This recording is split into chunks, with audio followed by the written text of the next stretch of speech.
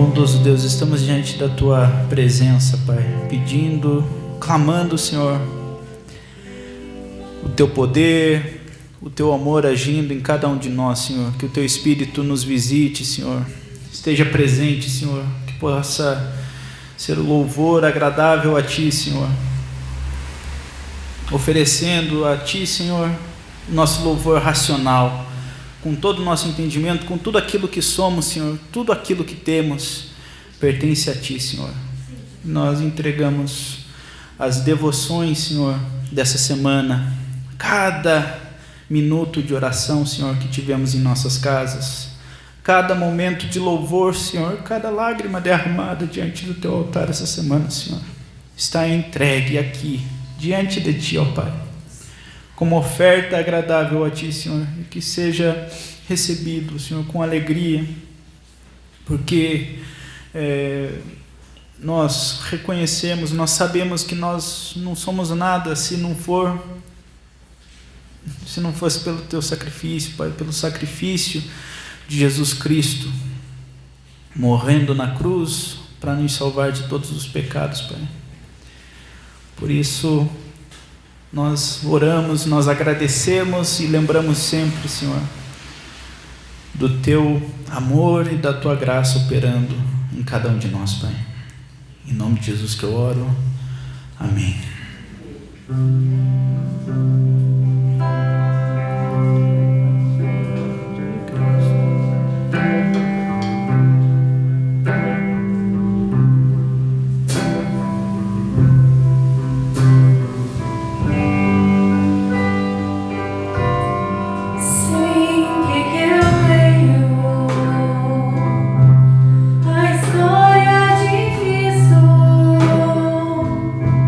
Eu fico a pensar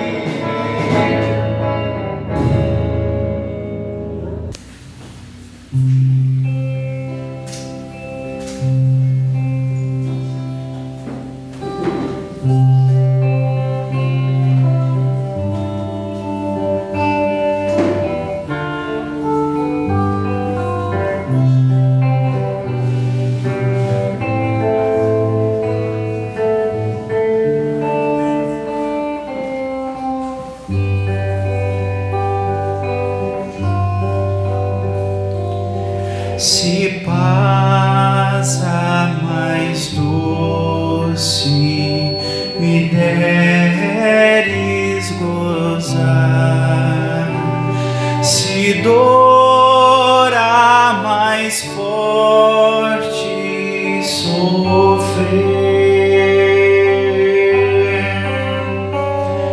ó, seja o que for, tu me fazes saber que feliz com Jesus sempre sou feliz com Jesus,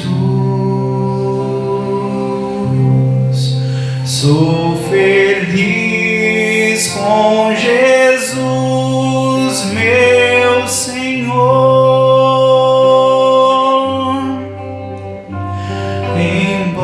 Embora me assalte o cruel Satanás e ataque com vis tentações, ó, certo eu estou que apesar de aflições, que feliz eu serei com Jesus, sou feliz com Jesus, sou feliz com Jesus, meu Senhor. Meu triste pecado por meu Salvador foi pago de um modo cabal. Valeu-me o Senhor, ó, mercê sem igual. Sou feliz, graças dou a Jesus. Sou feliz com Jesus, sou feliz com Jesus, meu Senhor.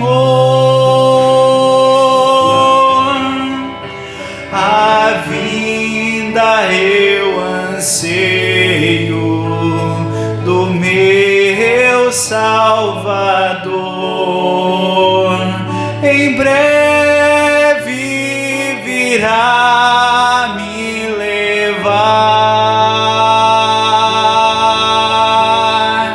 ao céu, onde vou para sempre morar com os remidos na luz do Senhor. Sou feliz com Jesus, sou feliz com Jesus, meu Senhor. Sou feliz com Jesus, sou feliz com Jesus, meu Senhor.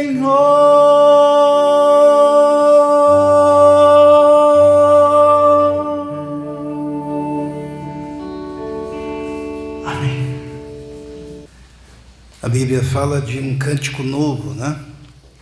E o cântico novo é exatamente isso que nós ouvimos agora. É um cântico novo, é um cântico que se faz novo, né? Cada vez que cantamos e pela forma que nós cantamos, né? Isto é, o cântico novo significa que nós, renovados pelo Espírito, apresentamos ao Senhor de uma forma intensa a adoração através dos nossos lábios, através das nossas emoções, né?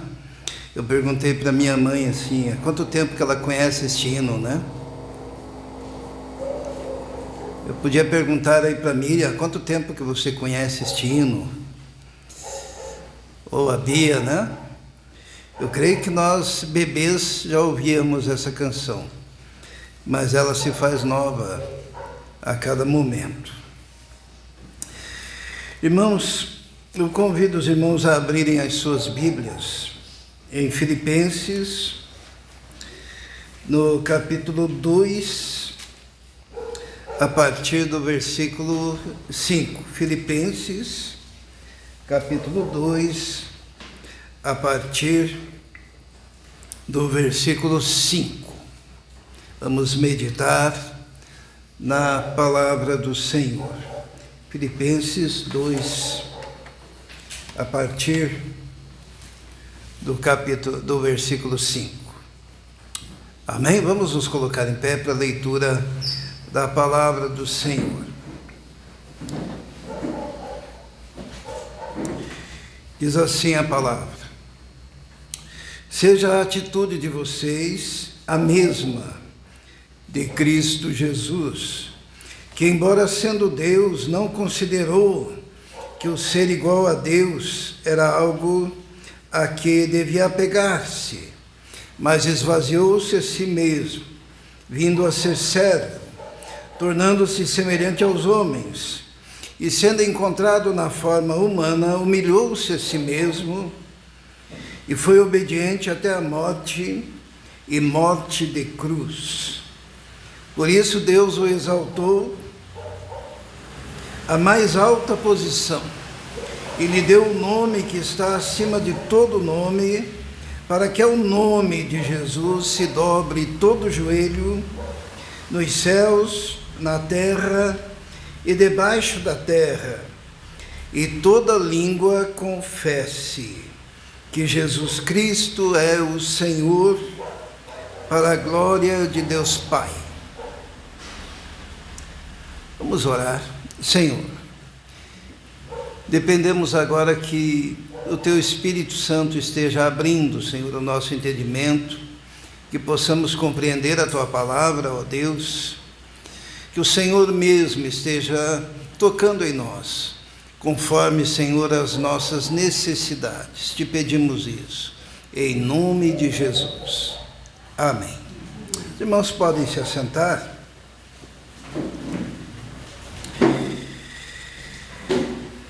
Seja a atitude de vocês a mesma de Cristo Jesus, que, embora sendo Deus, não considerou ser igual a Deus, era algo a que devia apegar-se. Jesus, sendo Deus, achado na forma de Deus, não considerou que seria algo a que deveria se aferrar, se segurar. Sabe, nós vivemos numa época que tem muitas ideias sobre Deus, né? Quem seria Deus?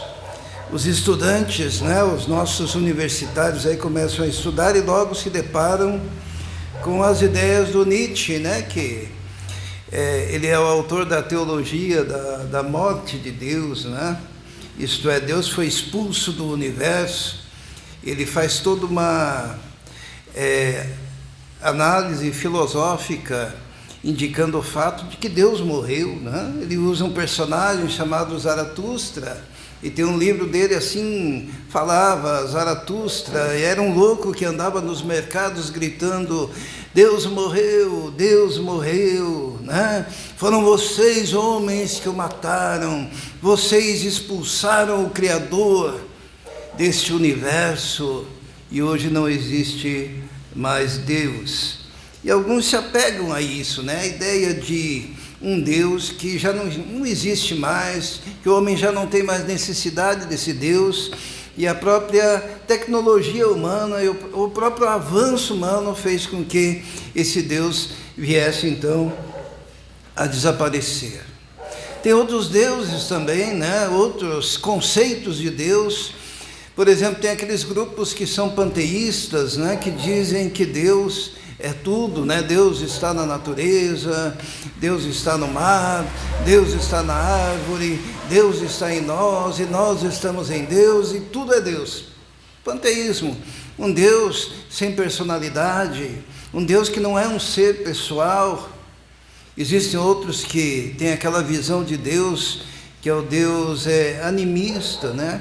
Que seria uma espécie de espírito da natureza.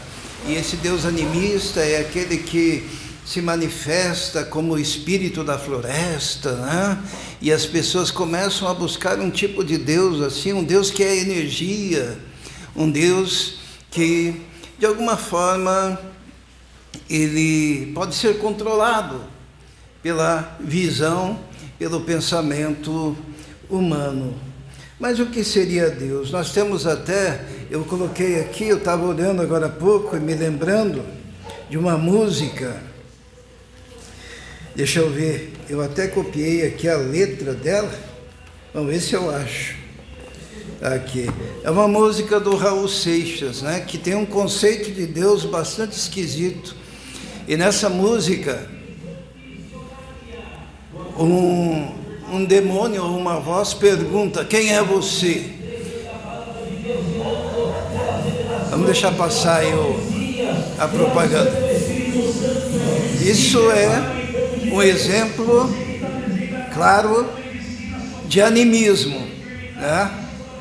De animismo. É o Deus que é um poder, que é uma força que se manifesta, mas não é um Deus que a gente se relaciona e conversa, ele conversa conosco, ele nos conduz, mas é uma força que desce. Assim como os índios acreditavam na força do sol, no espírito das árvores, na força da natureza, assim se reúnem em templos esperando a manifestação de um Deus que é energia e que vem para servir aos homens, né? Mas, voltando aqui, o Raul Seixas e o parceiro dele, o Paulo Coelho, fez uma música onde uma voz pergunta: quem é você? E daí o Raul Seixas responde cantando: sou Judas. E o Raul Seixas, na música, ele mostra um Deus diferente, um Deus muito parecido com o Deus dos ultracalvinistas, né? Porque ele começa a dizer assim: eu sou Judas, parte de um plano secreto, amigo fiel de Jesus para pregá-lo na cruz. Cristo morreu como um homem, um mártir da salvação, deixando para mim, seu amigo, o sinal da traição. Né? E daí no coro ele diz assim: mas é lá de em cima, lá na beira da piscina, olhando os simples mortais, das alturas fazem escrituras e não me perguntam se é pouco ou demais. Um Deus à beira da piscina, planejando o destino dos homens, sem se importar com os homens, determinando uns para ser como Judas, o traidor, e outros para serem salvos. É uma imagem de Deus. Me lembra muito os ultracalvinistas modernos, né? Daí, numa segunda estrofe, ele diz assim: se eu não tivesse traído, morreria cercado de luz, como os outros apóstolos, né? E o mundo, hoje, então não teria a marca sagrada da cruz. E para provar que me amava, pediu outro gesto de amor, pediu que o traísse com um beijo, que minha boca então marcou. E daí ele vai de novo para o refrão, mas é lá de cima, lá na beira da piscina, olhando os simples mortais, das alturas fazem escrituras, e não me perguntam se é pouco ou demais. O Deus do Raul Seixas, o Deus que não tem o sentimento pelo homem e que determina uns para trair e outros para serem apóstolos, uns para a salvação, outros para a perdição, e aonde ele, na beira da piscina, sem se importar com os homens, determina o destino da humanidade. Tem gente que pensa num Deus assim, um Deus que, trocando em miúdos, seria o próprio diabo, né? Mas quem é Deus? Como é que realmente Deus é apresentado nas Escrituras? Nós encontramos nesse texto que nós acabamos de ler, que diz assim, no versículo 5 e 6, seja a atitude de vocês a mesma de Cristo Jesus, que embora sendo Deus, não considerou que o ser igual a Deus era algo a que devia apegar-se, mas esvaziou-se a si mesmo, vindo a ser servo, tornando-se semelhante aos homens. O Deus que a Bíblia retrata e representa é o Deus que se identificou com a nossa humanidade. Não é o Deus à beira da piscina planejando como que os homens deveriam se comportar, mas o Deus que, vendo o homem caído, desceu até aqui, identificou-se com os homens, se fez homem e, achado na forma de homem, humilhou-se a si mesmo, tornando-se obediente, embora sendo Deus, foi obediente, e obediente até a morte, e obediente até a morte de cruz. O Deus que a Bíblia apresenta é o Deus que se fez igual a mim e igual a você, que deixou o esplendor da sua glória para sofrer aquilo que o homem sofre, para sentir a dor que o homem sente, para participar das misérias do homem. Não é o Deus distante, mas é o Deus que se faz carne. A palavra de Deus diz assim, lá em João 1, no princípio era o Verbo estava com Deus, e o Verbo era Deus, e o Verbo se fez carne, habitou entre nós, e vimos a sua glória, como a glória do unigênito do Pai. A Bíblia fala de um Deus, então, um Deus que ama. E o versículo áureo da Bíblia diz o quê? Porque Deus amou o mundo, que enviou o seu próprio Filho, né? Por quem? Pela humanidade, por todos nós. Que Deus amou o mundo de tal maneira que enviou Jesus, para que ele pudesse participar das misérias humanas, para que ele pudesse resgatar o homem. Então não é o Deus animista, que é uma energia, que é um espírito tão somente da natureza, ou que vem fazer algumas mirabolices dentro das igrejas, mas é um Deus pessoal, um Deus que ama. Em Hebreus, no capítulo 4, fala por que Deus teve que se fazer homem. Vamos ler Hebreus, no capítulo 4, no versículo 14. Hebreus, capítulo 4, versículo 14, diz assim: portanto, visto que temos um grande sumo sacerdote que adentrou os céus, Jesus, Filho de Deus, apeguemo-nos com toda firmeza a fé que professamos, pois não temos um sumo sacerdote que não possa compadecer-se das nossas fraquezas, mas alguém como nós, passou por todo tipo de tentação, porém sem pecado. Então Jesus é aquele que experimentou a fraqueza humana para que pudesse socorrer nós nas nossas próprias fraquezas. Não é um Deus distante, não é um Deus que partiu desse universo, como diria Nietzsche. Não é um Deus que é simplesmente tudo e do qual nós também fazemos parte, porque nós também fazemos parte do todo e somos Deus, como os panteístas. Não é o Deus do animismo e muito menos o Deus mau do Raul Seixas.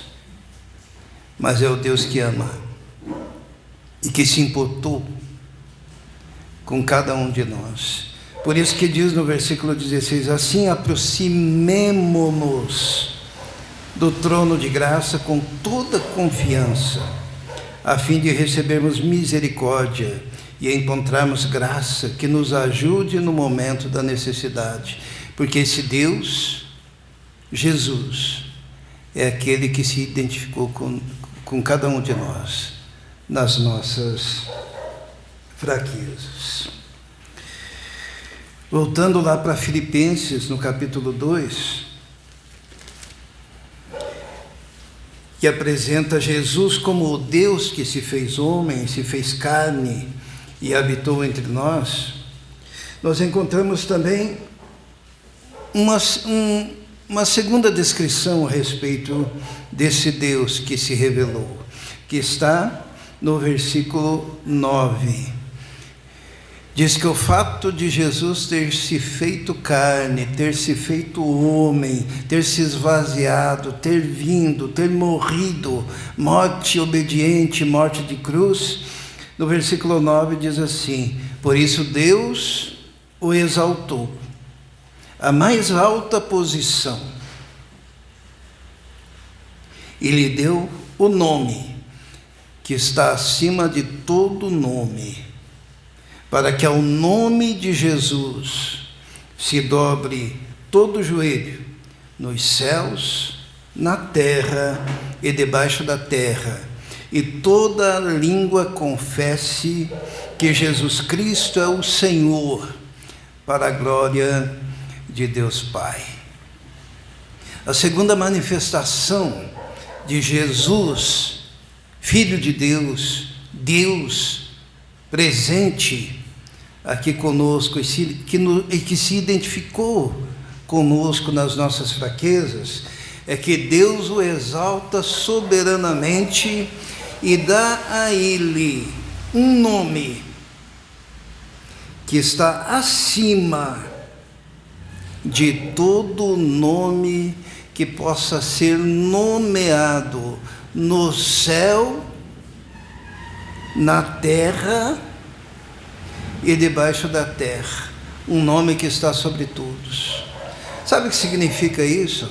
Significa que não existe poder, que não existe autoridade, que não existe nome de famosos, não existe nome de filósofos os mais ilustres. A gente pode falar de tantos, que se levantaram ao longo da história para tentar trazer um significado à existência humana, mas o nome de Jesus está acima de todo nome que existe.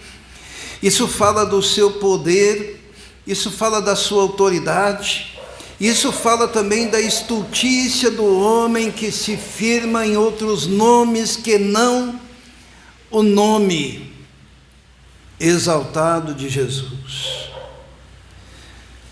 Em Hebreus, no capítulo 1, nós descobrimos como é que Jesus adquiriu esse nome que está acima de todo o nome, Vamos ver lá, abra sua Bíblia, em Hebreus, no capítulo 1, que diz o seguinte, diz assim: no versículo, vamos ler desde o primeiro versículo, né?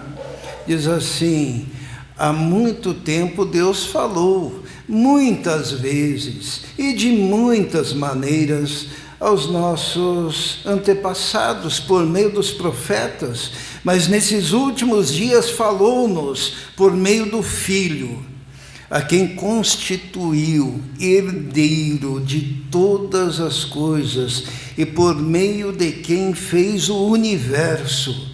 O Filho é o resplendor da glória de Deus e a expressão exata do seu ser, sustentando todas as coisas por sua palavra poderosa.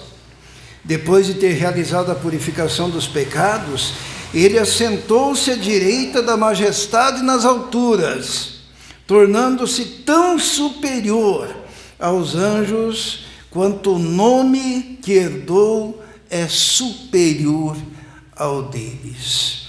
Aqui, quando fala que Jesus herdou um nome que é superior a todos os nomes, é o nome que ele conquistou na sua vitória na cruz, na sua ressurreição e no fato de ele ter nos redimido e arrancado do pecado e da condenação eterna.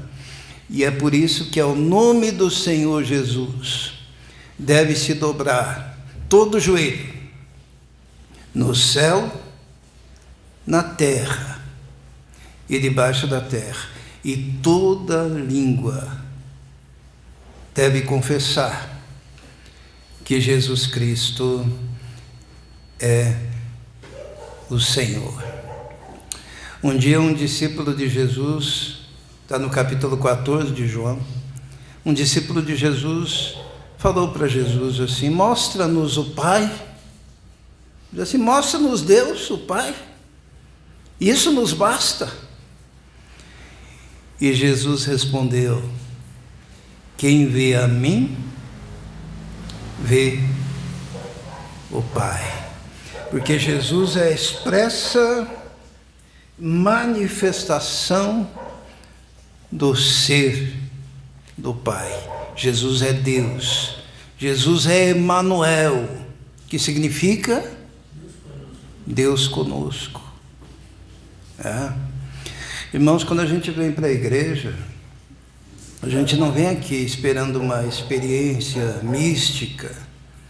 A gente não vem aqui para, de repente, receber alguma coisa que nos ajude nas nossas finanças no final do mês, ou simplesmente receber uma cura física, ou ver alguma manifestação mística.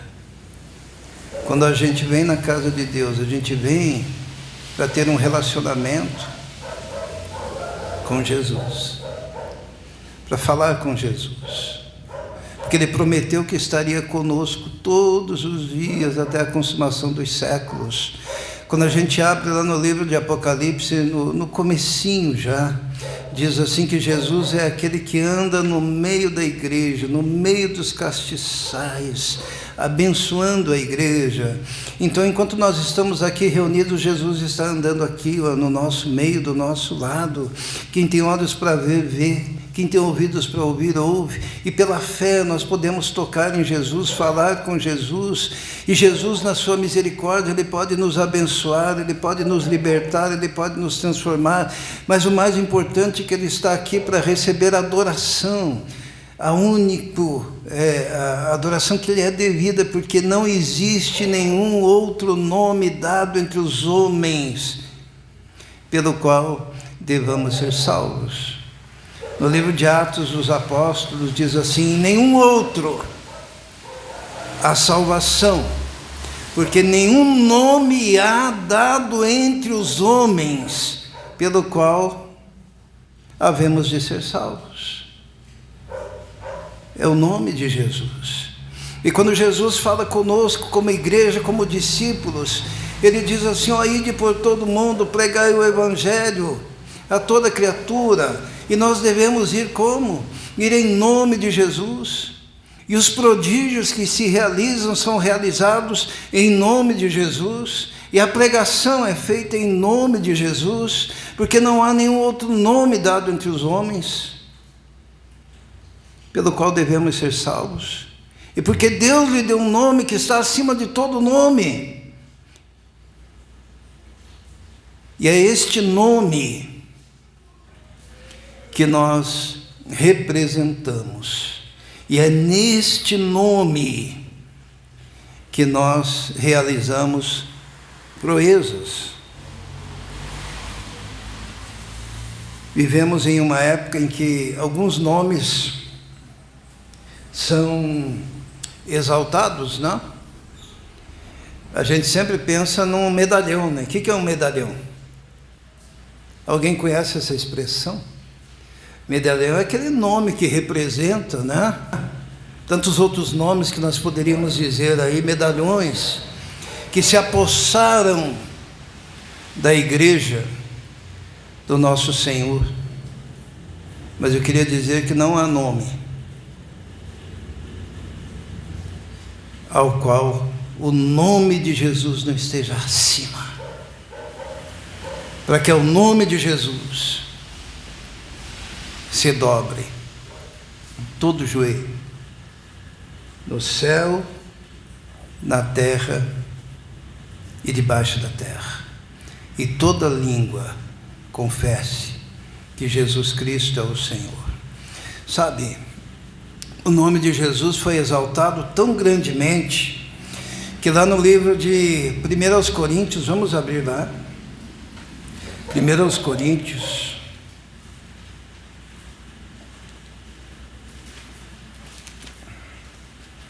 no capítulo 1,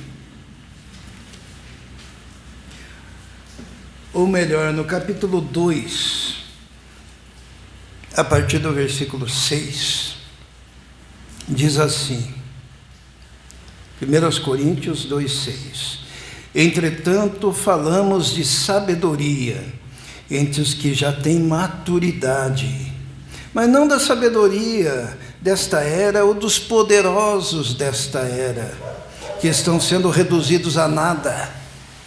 Ao contrário, falamos da sabedoria de Deus, do mistério que estava oculto, o qual Deus preordenou antes do princípio das eras para a nossa glória. Nenhum dos poderosos desta era o entendeu, pois se o tivessem entendido, não teriam crucificado o Senhor da glória. Todavia, como está escrito, olho nenhum viu, ouvido nenhum ouviu, mente nenhuma imaginou o que Deus preparou para aqueles que o amam. O que esse texto diz? Diz que se os poderosos, se os principados e potestades soubessem do plano oculto de Deus na crucificação do seu Filho, que faria com que o nome dele fosse levado acima de todo nome, inclusive dos nomes dos poderosos desta era, jamais teriam permitido a crucificação do nosso Senhor.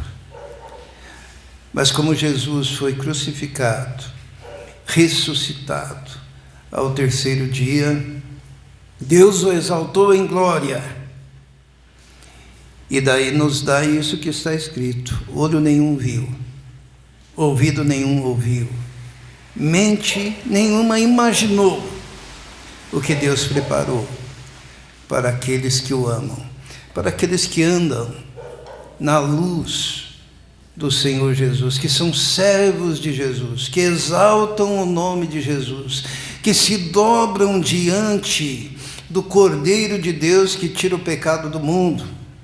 O significado de ser igreja é um povo que segue Jesus, é um povo que reconhece que o nome de Jesus está acima de todo nome, é um povo que adora Jesus, é um povo que anda com Jesus, é um povo que se identifica com Jesus, é um povo que na sua caminhada cada vez se parece mais com Jesus.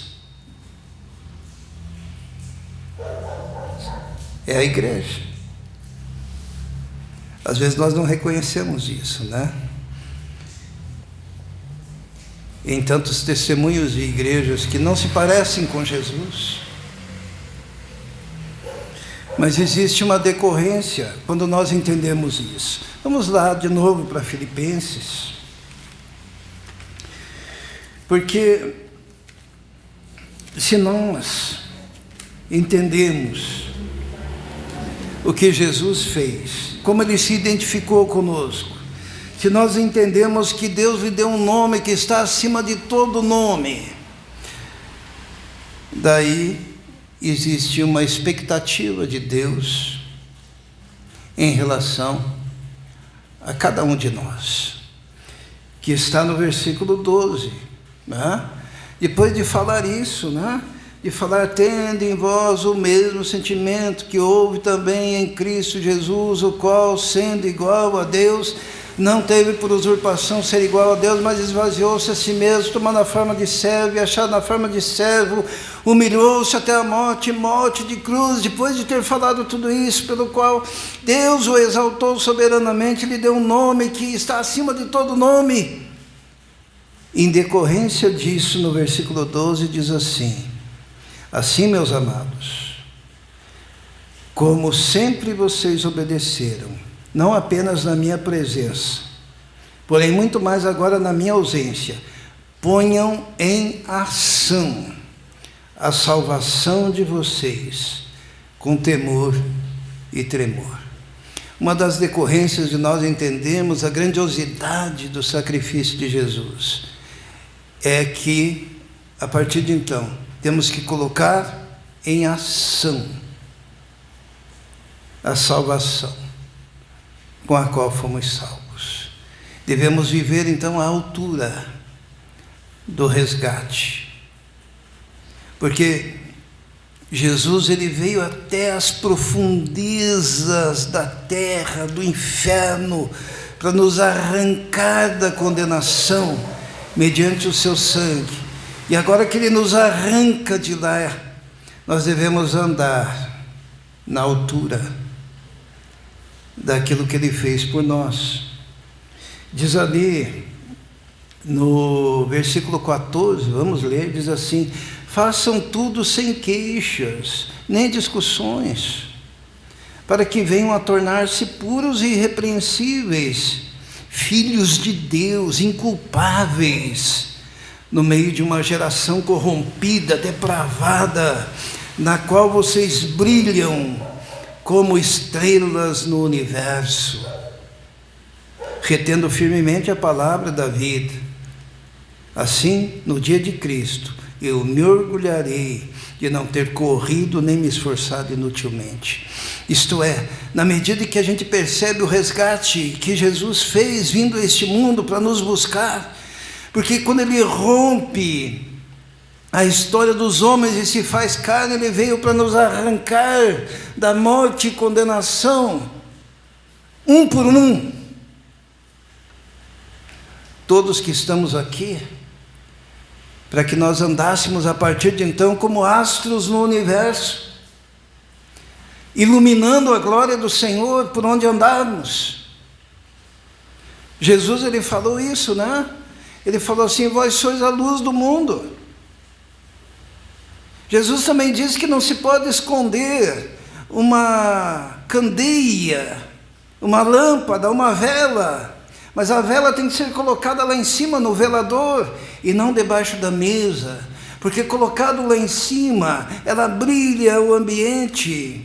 Jesus falou: não se pode esconder uma cidade edificada sobre o monte, mas essa cidade edificada sobre o monte, ela é vista de longe.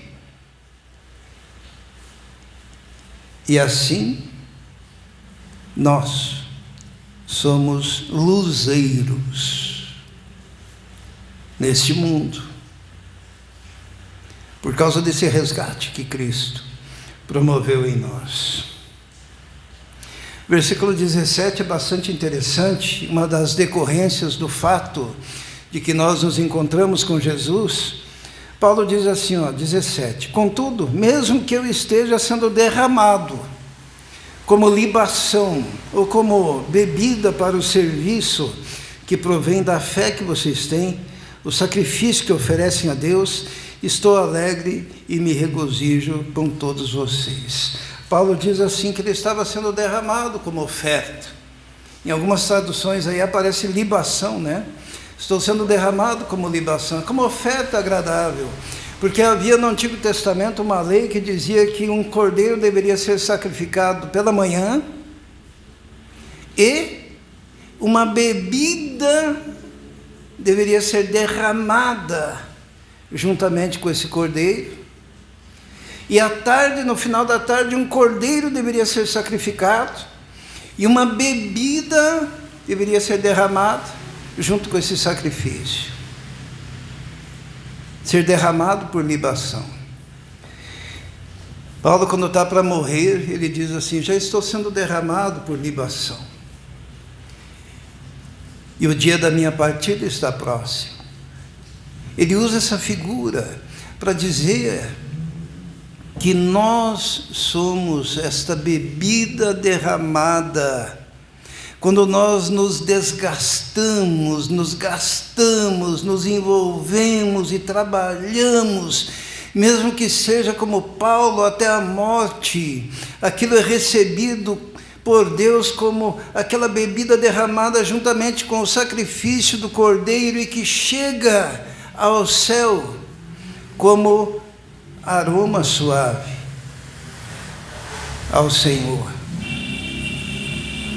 Por isso que Paulo diz também, lá em 1 Coríntios, que nós somos o bom perfume de Cristo. Nós somos o aroma de Cristo. Nós somos o perfume derramado. Nós somos a bebida derramada no altar, recebidos juntamente com o cordeiro que é sacrificado, como culto e adoração ao Senhor. Abra sua Bíblia lá em Números, no capítulo 28, para nós encerrarmos. Quando nós entendemos que Deus se fez homem para se identificar conosco, quando nós entendemos que a morte e a ressurreição de Jesus conferiu-lhe um nome que está acima de todo nome, para que ao nome de Jesus se dobre todo joelho no céu, na terra e debaixo da terra, e toda língua confesse que Jesus Cristo é o Senhor, nós começamos a entender que nós somos também esse perfume, nós somos essa bebida que deve ser derramada juntamente com a obra de Cristo, através dos nossos esforços neste mundo, para obedecermos ao Senhor. Em Números, no capítulo 28, vamos ler ali a ordem do Senhor, a partir do versículo 1, preste atenção.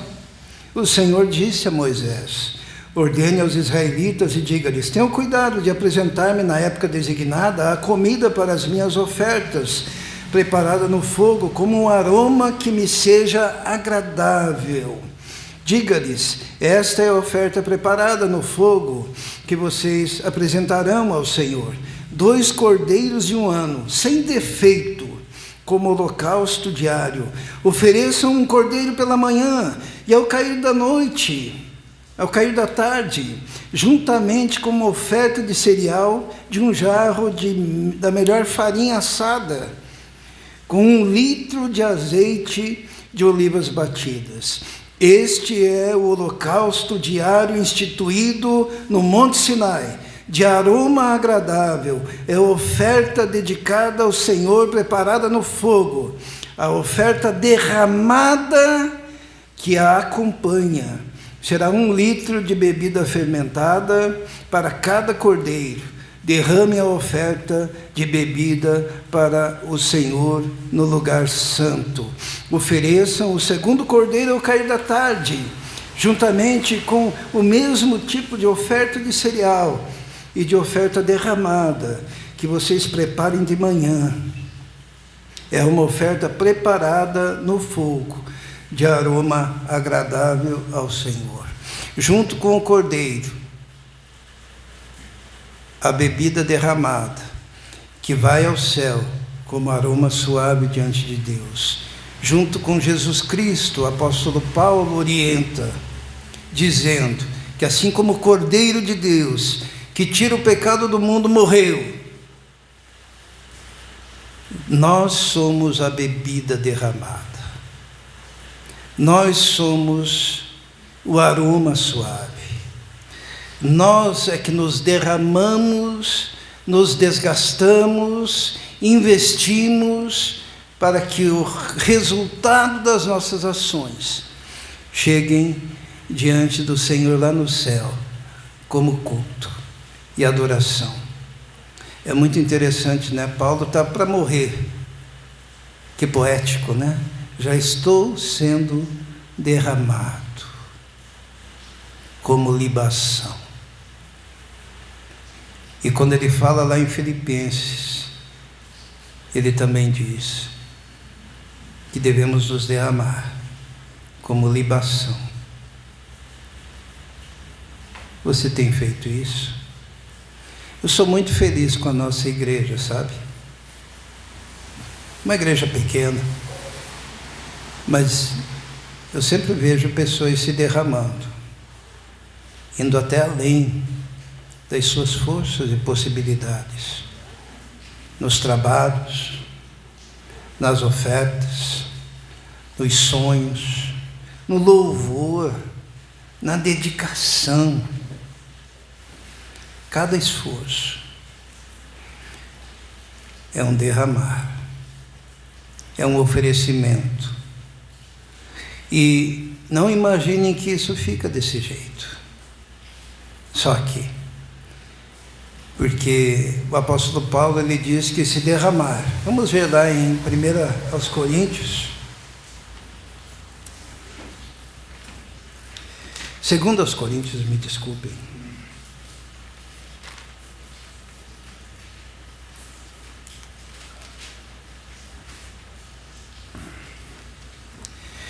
Esse derramar, Paulo diz assim, que essa fragrância de Cristo é tanto nos que se salvam e ouvirão, quanto naqueles que se perdem.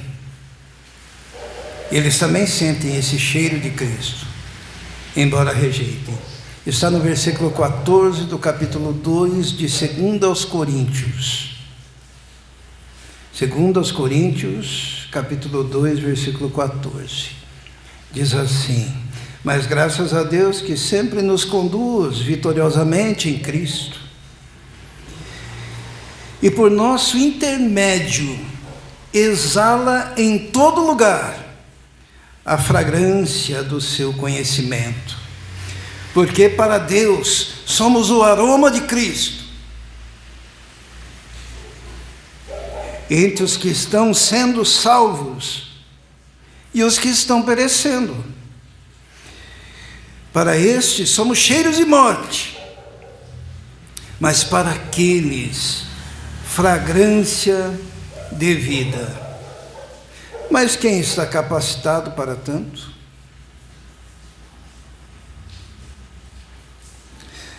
Ao contrário de muitos, não negociamos a palavra de Deus visando lucro.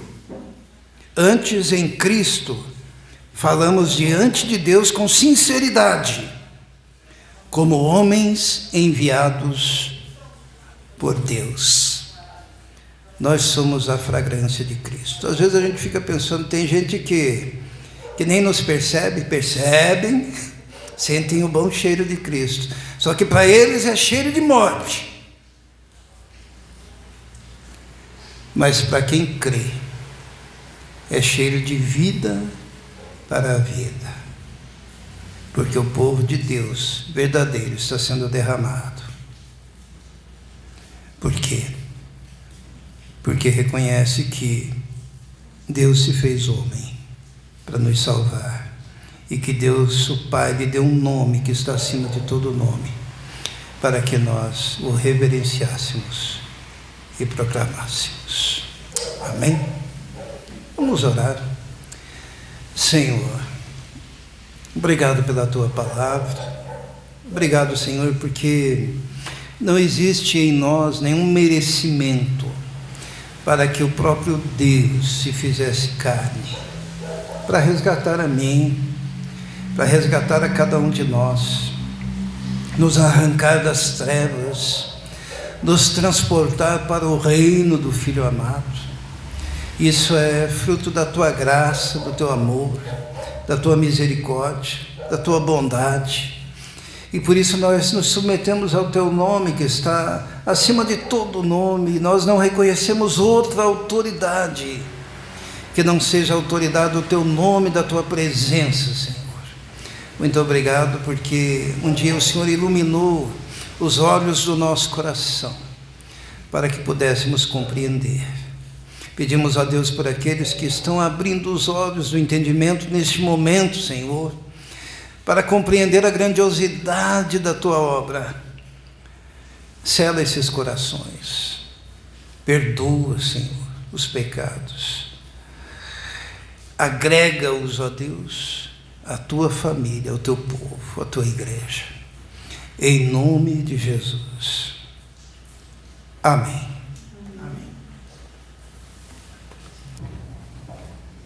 E quem veio preparado para a entrega de dízimos e ofertas poderá fazer no gasofilácio.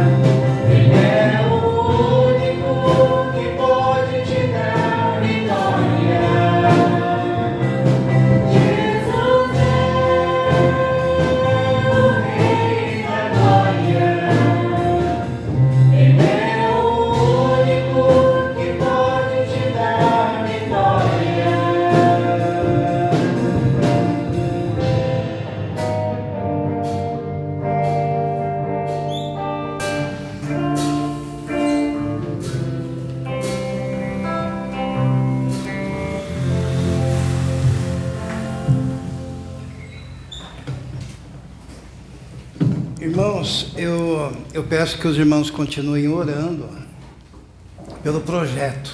Eu estou animado com aquele projeto lá, sabe? Lá no Uberaba, Deus abriu uma porta para nós, né?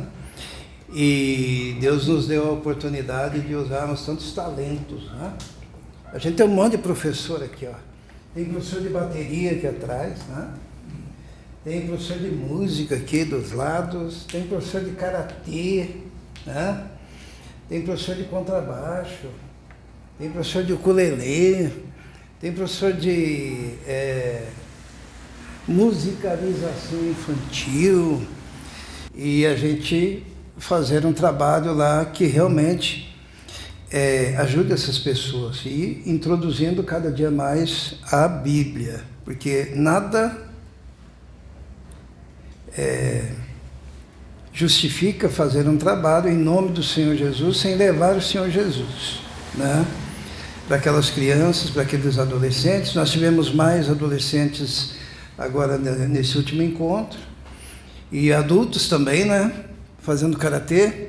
Tivemos uma aula maravilhosa do Mateus, ele bateu na Fernanda, está lá no vídeo, né? Depois quem quiser ver. E a gente já tem aulas maravilhosas também com o Israel, né? Temos alunos extraordinários, bem coordenados, que nem a Miriam, né? Muito bom. E chegando mais adultos, né? Isso também é bom.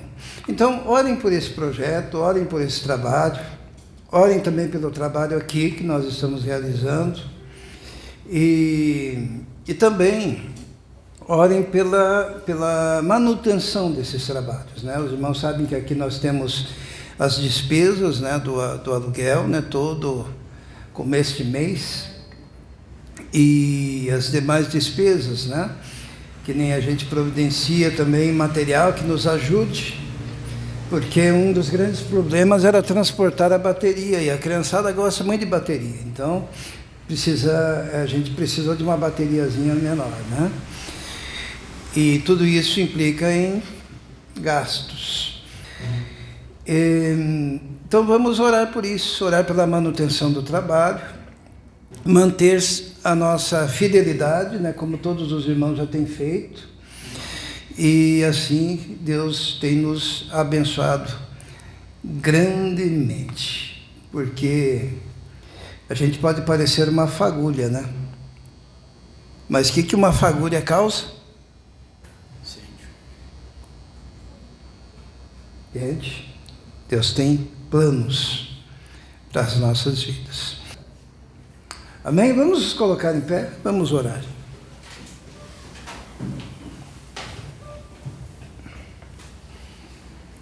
Senhor, obrigado porque o Senhor tem sido bondoso e misericordioso conosco.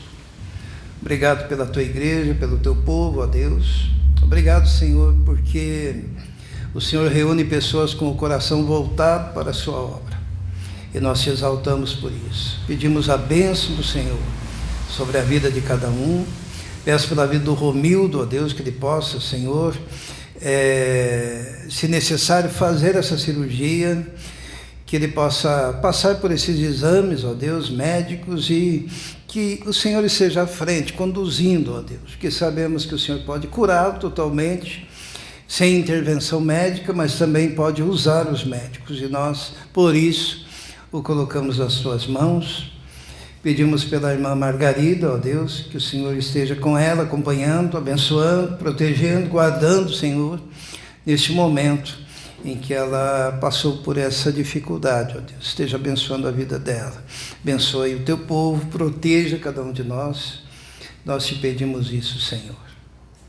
E que a graça do nosso Senhor e Salvador Jesus Cristo, o amor de Deus, o Pai, e a comunhão do Espírito Santo esteja com todos vós, agora e para todos sempre. Amém. Que Deus abençoe a todos. Dê um abraço em quem você gosta. Ainda mais.